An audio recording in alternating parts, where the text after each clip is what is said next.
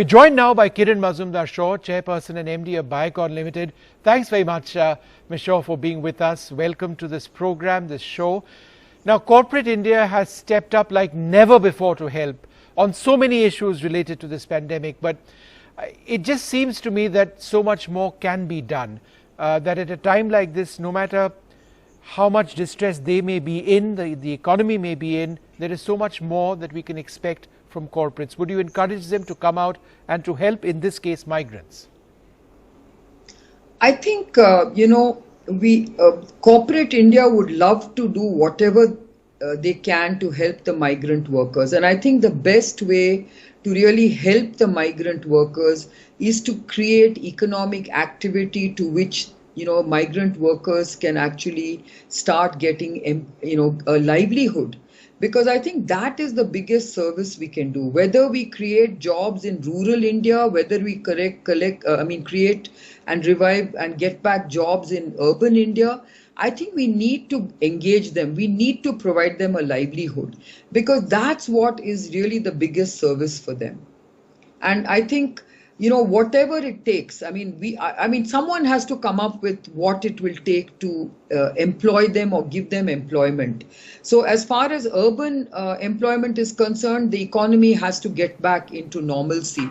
And I think I'm very, there again, I think what we really need to focus on is how safely can we open up. And that's why I think that if we can focus on test, trace, and quarantine and keep the environment safe, economic activity will come back fast. And that in itself will have a cascading effect on getting the migrants back in terms of their livelihoods and employment. Right. In fact, spot on. I mean, it has to be very systematic.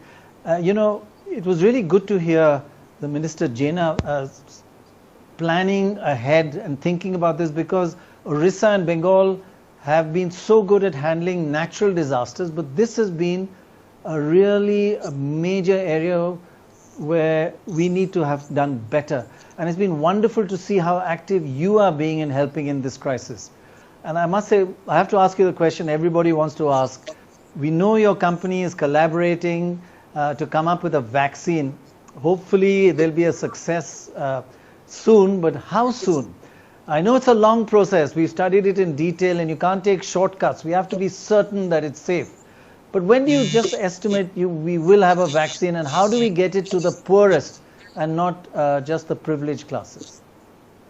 So Pranay, I have to be very honest. I think we should be realistic. I don't think we can get a safe vaccine for at least a year. Because even if you get a vaccine by the end of this year, we don't have enough safety data to show is it, protecting us for a long duration or not. We don't want a vaccine with which you can get infected soon. So I think we need to be a bit realistic. I am much more optimistic on getting the treatment sorted out so that we really save lives, so that we don't have such high mortality rates. And I think once we can actually find that people don't die of the disease, then I think the fear psychosis can be removed out of the whole pandemic. And I think we will be in a much safer place. And I personally believe you've got to have an approach that tests people so that you can almost create these immunity passes that we keep talking about. Right. And if you have an immunity pass, and you have to obviously frequently test yourself every month or every 2 months, I think once you start understanding how you're controlling the disease, how the numbers are coming down, how you are getting more, immunity passes which show that lots of people are negative, I think you can start building safety in that sense. But if you're just going to be on tenterhooks for the vaccine, I think that's not a good way to approach this managed. What about the treatment? Any particular treatment you have more hope for? See, Pranay, you must look at the disease as a continuum. There is phase 1, phase 2, phase 3 of the disease. Phase 1 is mild. It should be treated in a certain way. There are a number of medications which you can give at that early stage before it gets into a severe stage. That has a number of things, including hydroxychloroquine, and even remdesivir is best used at that early stage before you start getting onto oxygen. The moment you get onto oxygen, you can use biologics like, IL-6 antibodies, like CD6 antibodies, which we are, trialing right now. Those actually help a lot in recovering and rescuing these patients. And if you also have patients who are on a ventilator, then you can try a combination of biologics and plasma therapy. Plasma therapy can be used at any stage. But I'm just saying that these are the kind of continuum of care that we need to come up with so that we don't see, or we see very few people succumbing. Once you get to that level, I think people should be very, very safe and confident.